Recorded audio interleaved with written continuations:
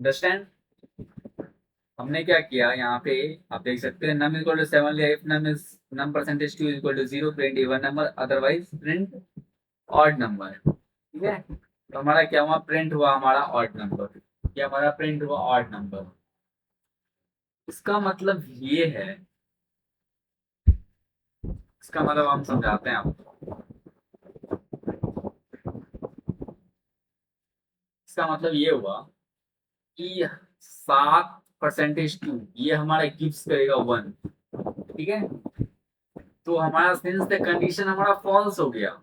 अगर कंडीशन वही ट्रू हो जाता, 0 हो जाता, तो प्रिंट हमारा इवन कर देता वो। बट हमारा कंडीशन हो गया फॉल्स, देन इल्स कंडीशन चल गया, इफ को छोड़ के इल्स आ गया, आगे इल्स इल्स ब्लॉक एग्जीक्यूट हो गया। दैट्स व्हाई और लिखा आ गया।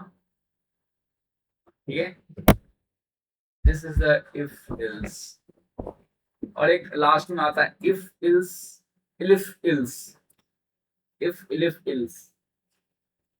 इसमें क्या होता है कि the if else statement is used to check multiple condition. यहाँ पे मल्टीपल कंडीशन है।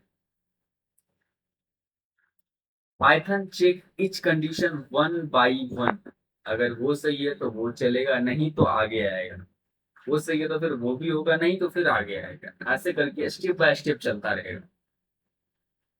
If the one condition is true then the block executes, the remaining condition are skipped.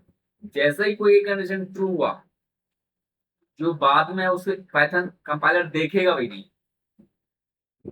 If the one condition is true, then its block are execute and remaining conditions are skipped. If none are true और कोई true नहीं है, फिर else block चल जाएगा। जैसे यहाँ पे if नहीं था, if कंडीशन नहीं चल रहा था, तो else चला हमारा सेम। अगर जहाँ कोई एक भी बीच में सही हुआ, तो आगे पाइथन देखेगा भी नहीं। और नहीं सही है तो फिर कोई बात ही नहीं, else वाला तो चलना है ही। else का मतलब ही होता है if are not run, else are run।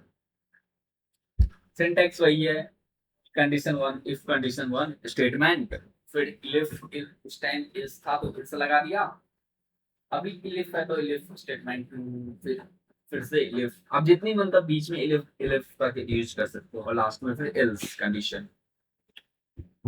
और एग्जांपल हम आपको दिखाना चाहें,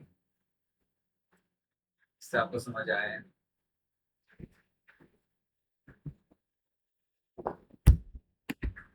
जैसे कि मान लेते हैं कि हमारा मार्क्स जो है वो 82 है।